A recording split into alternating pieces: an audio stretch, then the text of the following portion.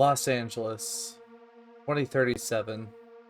The rain pitter-patters down the sides of buildings as the LA sprawl is soaked in the acid that is mixed in. This is another dark future that I've come to tell you about. I know normally our channel we cover Cyberpunk Red, but today I want to talk about a game that I was given the privilege to try out, and I have finally gotten a chance to really soak in the core rulebook of the Bladerunner role-playing game by Free League Publishing.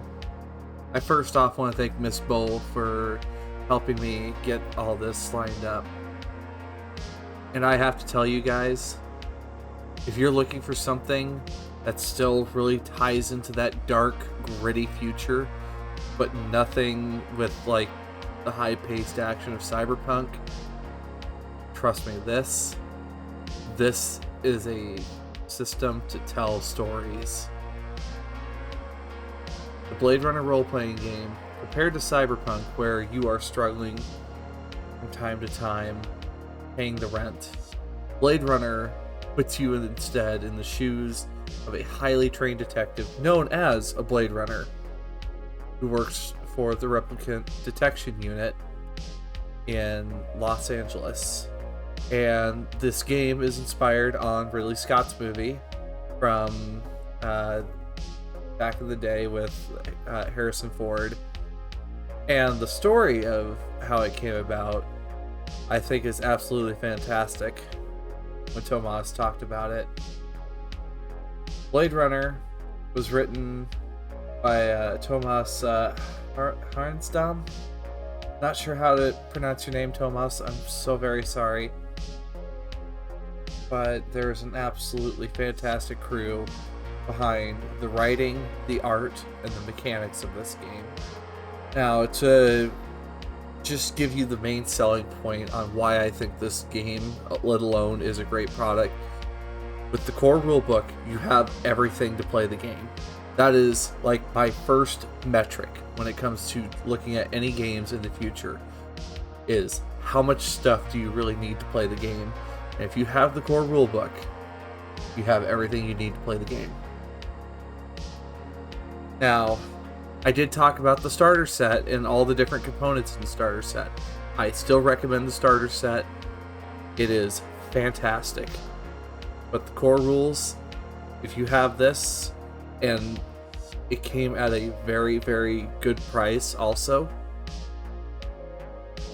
you will have everything you need for less than $50 to tell great noir stories from a time that's coming. So opening up, when we first start looking at the book, they do a really good job of a primer with how TTRPGs work, how their systems work, and not only that, what is it when you are playing Bladerunner that you're exploring?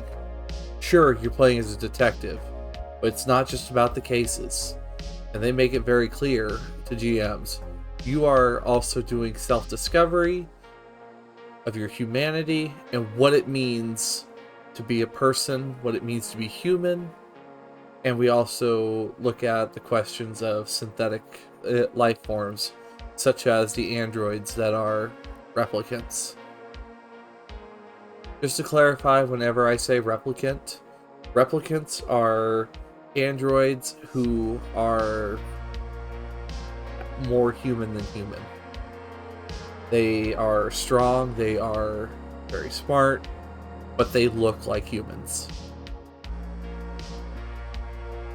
And when they put all this together, they did a really good job making sure you had a timeline of what led to the events of 2037, including the time of the blackout, and also including Eldon Tyrell's murder.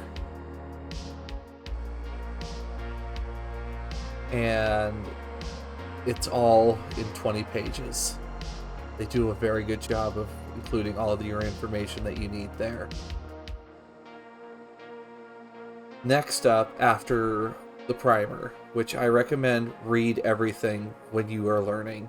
The primer is great. This next section covers your core concepts of the game, key memories, key relationships, other important aspects of your character, your stats, your abilities.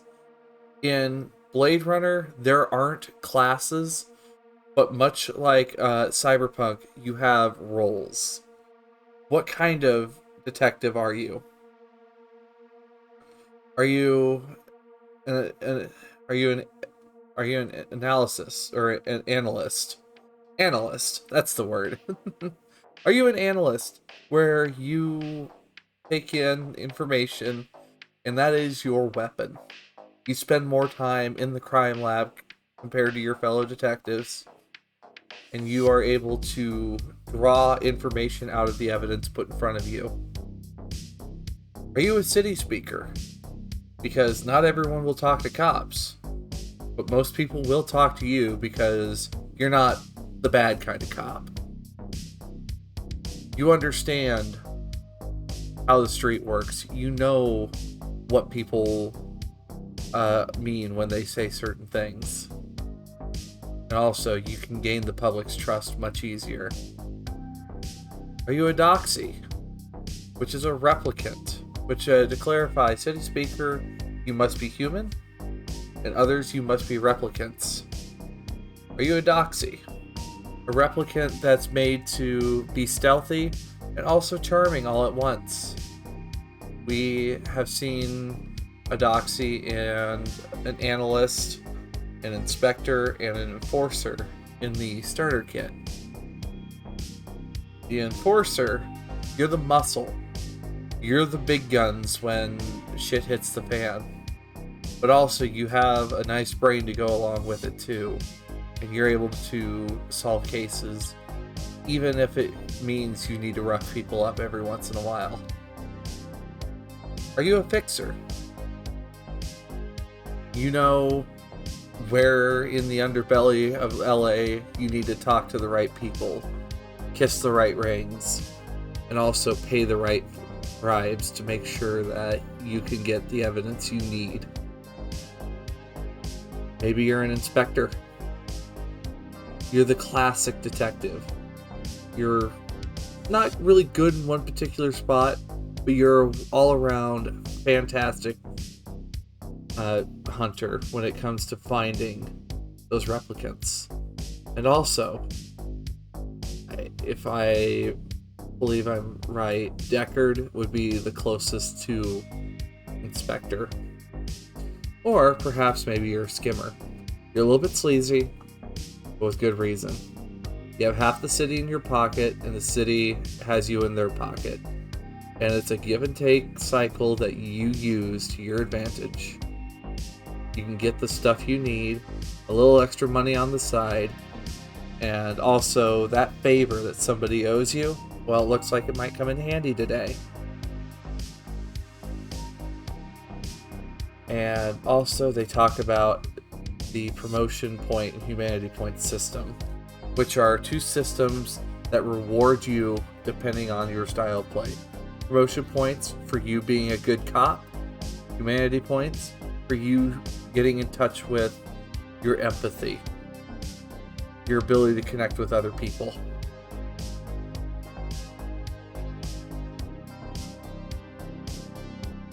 And then they have a whole section dedicated to dealing with your skills and your specialties in this game.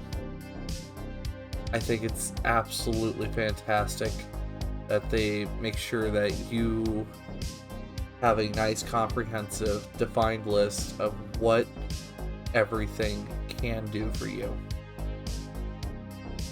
They talk about each skill in great detail, what it would apply to, but it's still just flexible enough that you have the ability to adjust that skill to fit the right situation.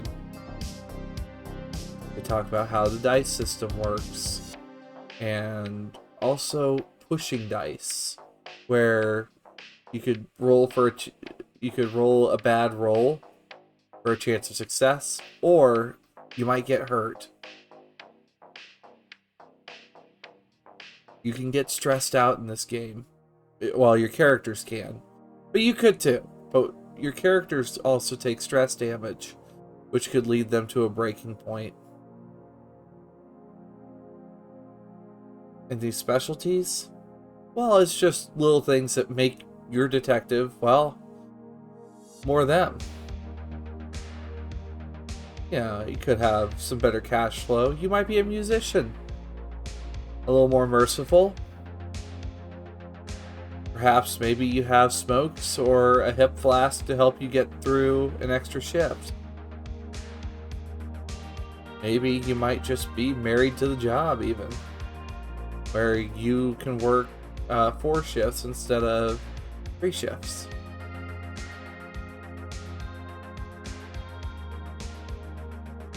At the end of the day, when you create your character, that detective, that Bladerunner, it could be a reflection of you, or it could be a character that you want to play, but they'll be very different from any other detectives that you might come across. And also, the way they do combat is via zones, and the way that they do dice checks for combat uses 2 different kinds of ratings. You have your ability score rating, which is A, B, C, and D. D is a D6, C is a D8, B is a D10, and A is a D12. And all you have to do is beat the number in mind to pass the check.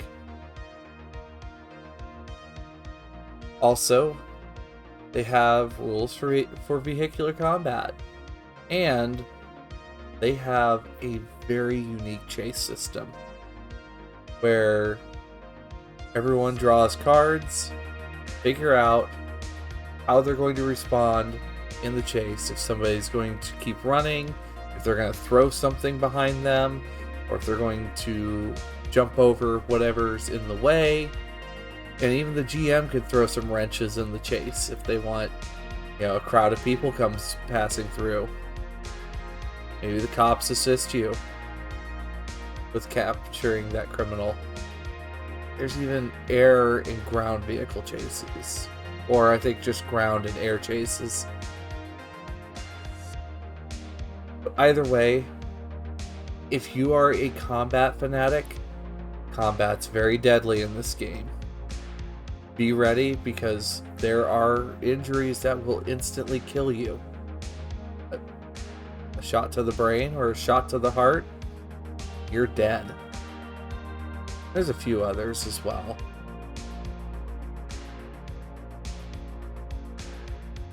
Also, if you need to know more about LA and special locations in LA, Chapter 5 in this book covers everything you need to know about major parks all over this map behind me. Like all these little blue dots, most of these are included in, well, A Tale of Two Cities. And when we mean 2 cities, you have the haves and the have-nots. Then we have... Also, they do talk about what's outside the city as well, but you don't want to go outside the city, because your cases will be happening in LA, since you are a detective for the LA Police Department.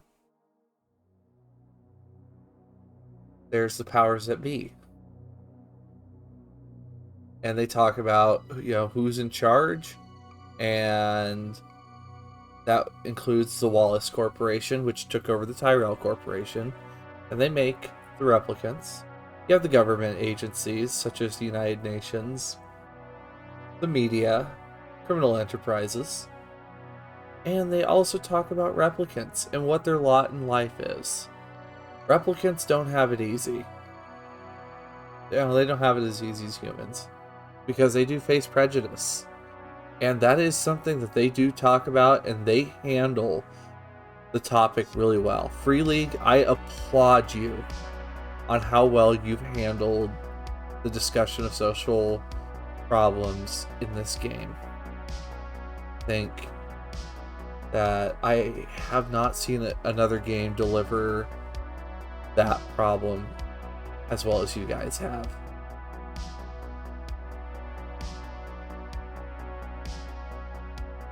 And also in here, they have a whole section for you players to give you advice on how to direct your case. They talk about, the rep detect unit. They talk about, who's in charge of you, what you can find at the RDU headquarters, and you have all these awesome assets at Shore Aid. There's like a whole list of LAPD resources and Wallace resources. You have all sorts of divisions that can probably help you if you need to step in. But you can access the memory vaults of Wallace with a Wallace administrator. The LAPD resources. You have a DG known as Dispatch who will help you at a moment's notice, even though there's a little bit of banter and the occasional gossip that might come out of Dispatch's lips. But that's always helpful. And to clarify, DGs are a bit like Joy. Think Joy, and well, actually, I don't know if that's just Joy. But basically, they are replicants that are really good at being social, but they're more street-based than doxies. You also are encouraged to play to your strengths, but if you need help, you can always call in help from other divisions. Go poke at your fellow detectives if you have something that you can't crack open. Let alone like the resource list that they have on here. You can have dispatch your dispatcher. Just to clarify, dispatch is your dispatcher. You can have her put out a be on the lookout for. You can put in calls for backup. You are able to use an interrogation room over LAPD. You can have the deputy chief sign an arrest warrant or a retirement order. And when I mean retirement, another term for basically killing a replicant that has proven that they cannot be allowed to live in society. Sort of like what Decker did in the first movie. He would retire replicants. You can get non-classified data at an instant, and they do talk about how many promotion points you need, because promotion points are used for you to leverage resources. You can get special equipment as needed, and also you can have other things handled like wiretaps. Get help from other agencies. And you could even request a Spec Ops assault team to help you. And the fact that they really put a lot of thought into, including the other departments, I think is fantastic, because there is so much work that happens across multiple departments on a case. And also, they talk about your gear. You've got the Voight comp system. You have your... Well, actually, let me just go through the list here with you. Because, of course, you got your badge. You flash that badge, you're going to get whatever information... Well, you could try. But if you need in a door, you show that badge and they'll usually move aside for you. You have the KIA, the Kia, which is just like a little personal portable computer for you to upload your evidence in real time to all your fellow detectives. Now, you might be asking, why? Wouldn't you all just be sitting there? Because, no, you wouldn't. And I'll talk about that here in a little bit on gameplay. You have the Voight-Kampff machine, which is used to determine if someone is a replicant. Of course, you also have the baseline test from, which is a much better way to test the mental stability of the new Nexus / replicants. And replicants, every once in a while, you may have to take a voluntary, mandatory baseline test.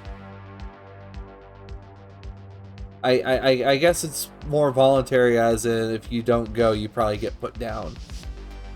Oh dear. The armory that you have, let alone in here, you've got a 357 subcompact, which shoots 4 bullets at once. It's a little bitty gun that you can hide away, and it requires a really good check to be able to notice it. The 357 Magnum, which does a lot of damage.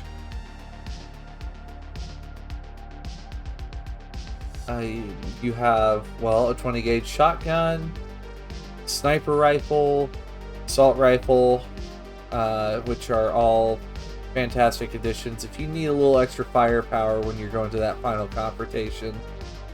But of course, what is a Bladerunner without their blaster? And you can have one of 2 blasters. The PKD 5223 blaster, which shoots a 222 round out of its long-range barrel, 45 or 44 caseless ammo out of its cylinder, and it has sonic rounds. And, well, if you go watch the original Blade Runner movie, that's Deckard's gun. And for those of you guys who might be wondering, well, what about Blade Runner 2049? Well, don't worry. We do have Officer K's gun as well. The PKD FK M890, which uses all sonic rounds. And the sonic rounds, well, there's the single sonic round or the sonic blast. And it all does crushing damage instead of piercing damage to your enemies. And, you know, not the double trigger gun, but it never runs out of ammo. You just gotta let it charge up every once in a while.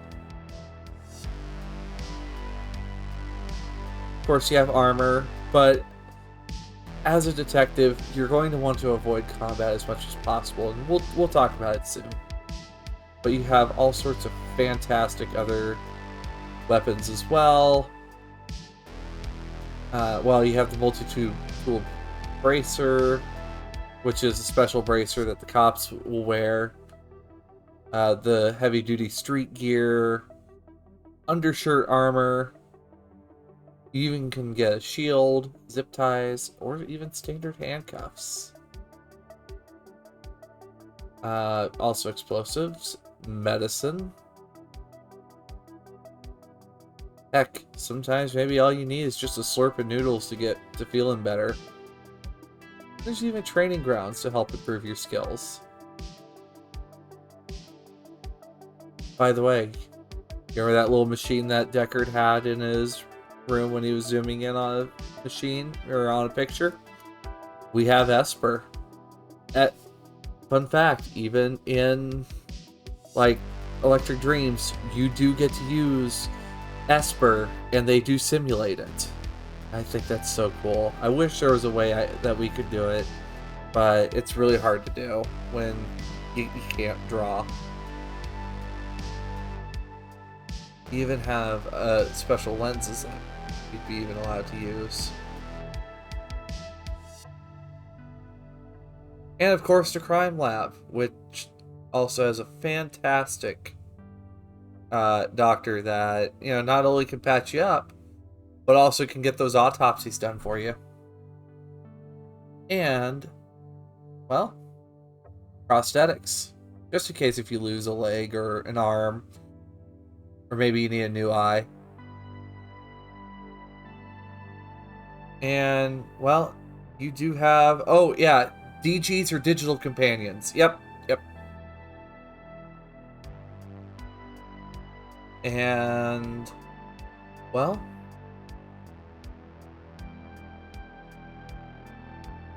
I think on that note, I'm trying to think if there's anything else. Oh, of course, also you get, you know, those little flying cars that you get in, that you see Decker get into.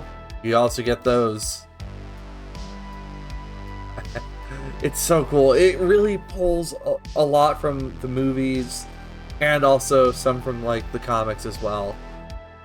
And I think it's so good that they try to stay as relevant to the franchise as possible, while still doing their own thing. I think it's great. And finally, for you GMs, there's a whole section dedicated to how you run this game. We talk about key themes. It's setting the mood, which the mood of Bladerunner is oh so important. If you really take a good hard look at the Bladerunner themes, you're gonna see, you know, rain pouring down, neon lights crashing against the darkness, tall spires of buildings, with the poor living down below and the wealthy way up top, and they will never meet each other in their lives. Crowded streets of umbrellas, and that is something that I think is so important, is getting the setting down. And finally, because Bladerunner runs on case files, they give you kind of a good structure of how a case file should look. And also, there's one other thing that helps set the pressure, called the countdown. That these events will happen if the players don't attend to this right away. Or what happens if the players don't get to this soon enough. Maybe it's just simple as, you know, a media might catch the players doing something and then the players don't, you know, deal with it the right way. To all the way to the possibility of, you know, the bad guy gets away, gone before you even have a chance to catch them.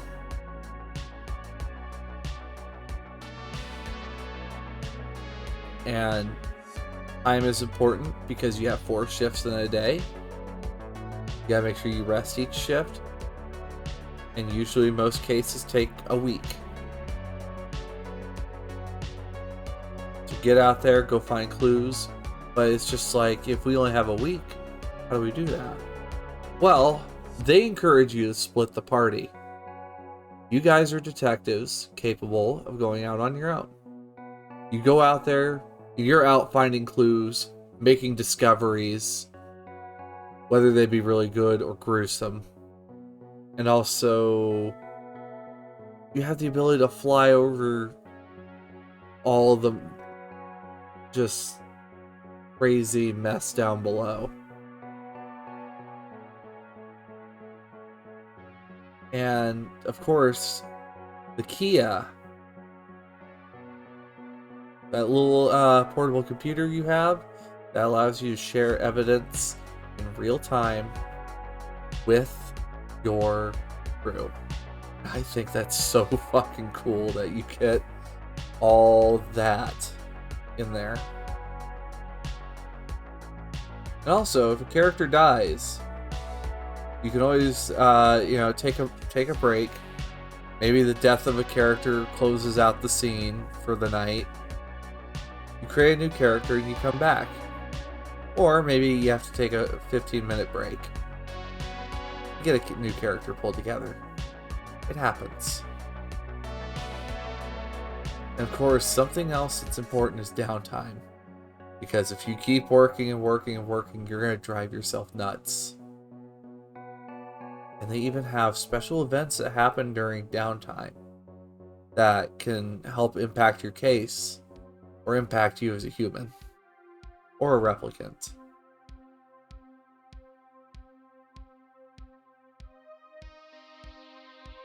And at the end of the day, or at the end of the book, which I finished reading again here, they have this whole roll table to help you prime up an idea for a case, which I am working on a case. And I'll release that case once I'm done and after I've played it with one of my crews, once we finally do Bladerunner on the channel. But I think overall, for the value that this game brings, not only just in price, but the amount of playability it has, where it can be played again and again and again, and also the stories that can be told and the experiences you can feel in this game. Even as a GM, when I was reading through the story, I was on the edge of my just on the edge of my seat, just wondering what would happen next when I was reading through this. Now, the Bladerunner RPG, I will check Free League's website right now just to see how much it does cost. And by the way, Free League, once again, thank you so much for allowing me to check your game out. I would also like to mention that Free League offers Foundry and Roll20 support. Now, Roll20, I know some of the sheets weren't finished. It's no big fuss with the starter kit. You can just transfer information over. But overall, what I've seen of both Bladerunner and on Roll20 and Foundry, they look really good. The roll systems worked out quite nicely. And at the end of the day, this is definitely something I would recommend to any friends. Now, I would like to advise that they suggest that the ages is 16 and up.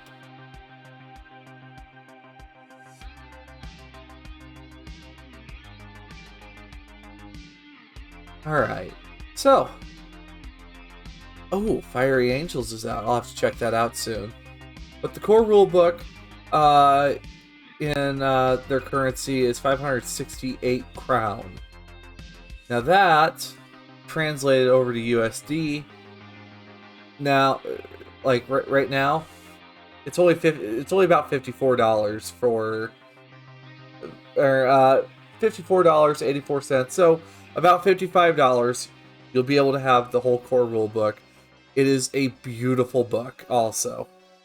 Like the art, even though while it's not like crisp faces or whatnot, the art is so beautiful.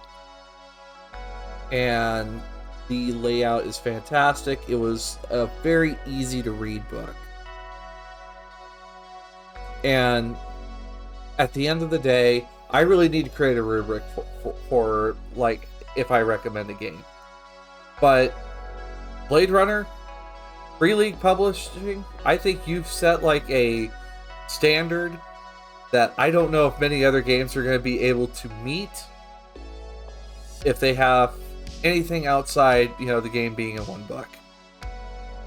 So, I guess if we had to look at it, the game comes in one book.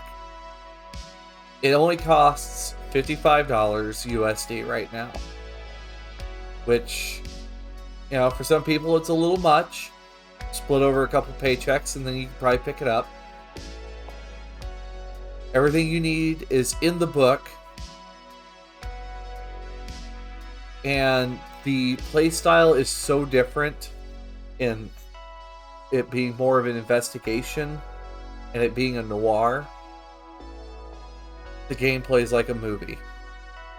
That is something that Dice TTRPG has told me, and Emeron has told me. The game plays like a movie, and I can agree to this. So if you're a fan of noir, if you're looking for a game that, you know, it's all in one book, and also you want something a little more modern, pick up Bladerunner.